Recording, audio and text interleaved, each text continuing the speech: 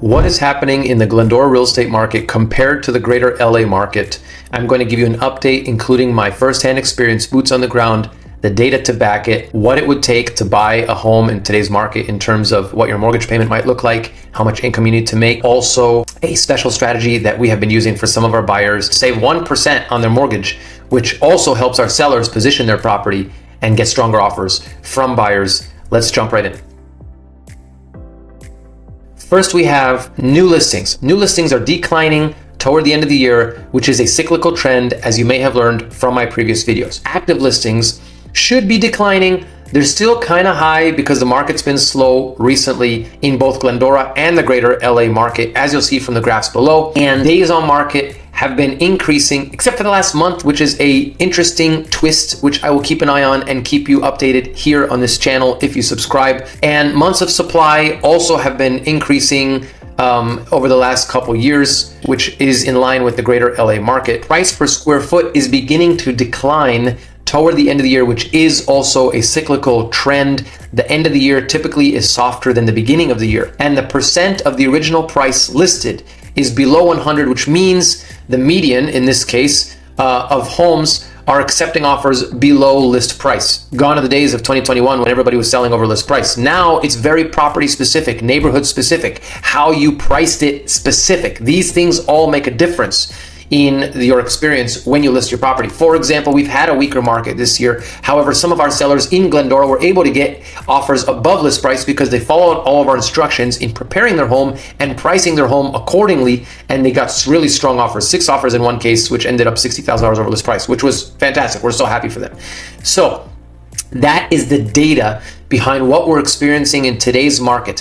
What is happening, boots on the ground, what we're seeing firsthand is that sellers have good holding power. They have strong equity. So they're not forced to sell. They're not forced to drop their prices. And buyers are a little bit skittish because of what they're hearing in the news, from tariffs to deportations to whatever other shenanigans the current administration is up to. I am not speaking for or against. I'm just saying that a lot of their announcements cause turmoil in the market. And so buyers are a little bit skittish. However, sellers are not giving in as easily. And so we have a little bit of a game of chicken, which I mentioned in the last video last month if you've been watching along.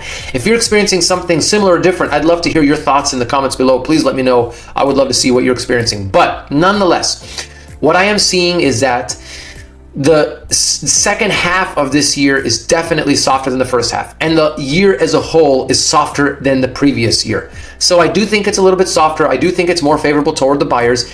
And as a cyclical trend, January to June is typically stronger. Then July and August, many people are on vacation, which surprises the sellers. The sellers all think, oh, summer's a hot market. But the reality is from July 4th until the end of August, people are gone. They're gone for 2 weeks at a time, 3 weeks at a time. They might see a home on Zillow or Redfin or one of these websites and say, oh, I'd love to see that house when I get back in 3 weeks. Who's got time to wait 3 weeks for you to come back and see the house? And so it's like herding cats to get people to get into these open houses and create the bidding war that every seller loves. So, long story short, January to June is good. July and August, they still sell, but it's hard because lots of people are on vacation. September and October, I do like these months because I feel that people are back into their routines, kids are back in school, and the parents can get back to their plans of buying a new home. And this particular month, interest rates have come down significantly since the Fed has begun projecting that they would consider reducing rates, which they weren't doing earlier. And that's a double-edged sword because the reality is the Fed increases rates when the economy is strong and they decrease rates when the economy is weak. But nonetheless, rates have come down recently, which I think will boost our market in the coming 2 months. Then the end of the year, November and December are my least favorite time to sell and my favorite time to buy. So if you're looking to buy a home, talk to me now so we can prepare you for the end of the year. And if you're looking to sell, either call me right this second so we can get you on the market before September and October are over, or call me so that we can help you prepare for the new year and you can be one of the first people to hit the market while inventory is still low and demand is picking up, and be the beneficiary of that increasing demand, like the example I just mentioned 1 minute ago about our other sellers who sold $60,000 over list price.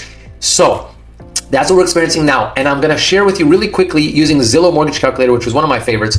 on how to calculate what your monthly payment might be if you want to buy a property. So you type in your purchase price, you type in your down payment, in this case 20%. Let's use $1.5 million as an example. So 20% would be $300,000, okay? And then you can put down less, by the way, but if you do, then you're going to pay PMI, private mortgage insurance. So if you have 20%, you'll get rid of that PMI, you'll lower your payment, and it's a nice bonus. And you can do this example for a $1 million home, $800,000 home, $2 million home, it doesn't matter. The point is, type in your purchase price. In this case, $1.5 million is our example. $300,000 down payment, which is 20% down. Then you type in the interest rate. Let's say the going rate today is 6.5%. And then you type in the tax. You got to scroll down and fill in the tax amount. Let's say 1.3%, which might be a common tax rate around here once you add in all the extra fees that the county and the city and all that stuff give you. And then you type in your annual insurance amount. I'm going to use $5,000 just to be conservative. If you're in the hills, it's going to be higher. If you're down in the flats, it's going to be lower. So long story short, that comes out to like $96.25, I think it is. $96.25 per month, okay? Now, that's at 6.5% interest. I have a lender that can do 5.5% interest. So what's the difference between 6.5 and 5.5? Type in 5.5 right there. It's a 10-year ARM, which means your interest rate is fixed for 10 years and then it becomes adjustable. But for that 10 years, your interest rate is fixed 1% below the market, which means you can save $771 a month, which comes out to like $9,200 a year, which is about $92,000 after 10 years. So for that fixed term of 10 years, you've saved $92,000 on a $1.5 million home. That's pretty good. Now, the numbers vary based on the different price points. So if you want me to help you do this, just reach out and let me know in the comments or send me a direct message. Or if you want to do it on your own, feel free to do it on your own. But you can play around with this and figure out how much money you can save with this kind of deal. And let me know if you want me to introduce you to that lender. He would be more than happy to help you get this deal underway. If you're a buyer, it's a great way to save money. And if you're a seller, it's a great way to position your property in strength, to find buyers that are willing to make stronger offers. Because sometimes a buyer walks into a home and says, I love the home, but I can't afford it. And I can show them, well, actually, what if I could reduce your interest rate by 1%? Then they're like, well, maybe I can afford it. So let me know if you're thinking of buying or selling so I can help you position yourself to succeed using one of these strategies. My information is below. I'd love to hear from you, your thoughts in the comments, in the messages, or call me. God bless you. Talk to you soon.